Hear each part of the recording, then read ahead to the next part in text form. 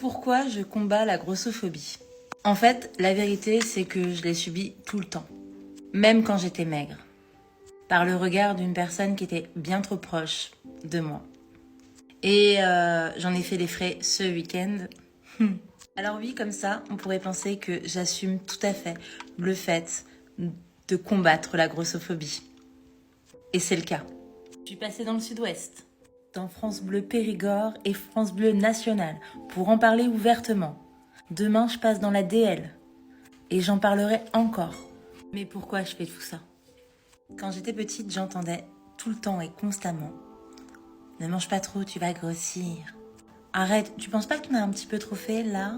Attention, t'as pas un peu grossi là? Et ça, c'était tout le temps, au quotidien. Ce week-end, ça faisait des mois que j'avais pas vu cette personne. Et la première chose qu'elle m'a dit, c'est: t'as pas un peu grossi là? Cette personne, c'est maman. Cette personne que t'appelles maman. Je l'aime de tout mon cœur. Mais ses propos, c'est ce que je combats tous les jours. C'est pour ça que je fais ce genre de vidéo. Pour lui montrer qu'on peut être jolie, être fière, même si on fait pas un 32, 34, 36. Et c'est pour essayer de montrer à ces mamans qui se rendent même pas compte qu'elles sont blessantes, qu'elles le sont.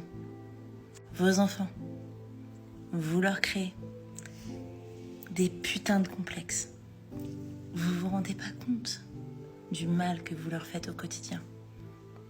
Des propos que vous tenez et que vous pensez et que vous jugez logiques.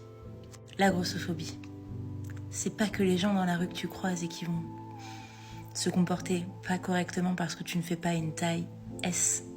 C'est le regard de tes proches, leurs propos et tout ce qu'ils te font au quotidien. Et c'est le regard des proches les plus proches de toi. Alors si on inculque de suite des valeurs aux femmes qui viennent d'être mamans, qui le sont, et qu'on leur dit: change tes propos, arrête de mettre de la négativité, ne fais pas un reproche quand tu parles de poids à ton enfant, peut-être que ça fera des gens moins traumatisés que nous actuellement. Et on pense au bien-être de notre enfant, non? Ce n'est pas lui rendre service que de lui dire qu'il a grossi. Ce n'est pas lui rendre service que de lui dire d'arrêter de manger alors qu'il a faim.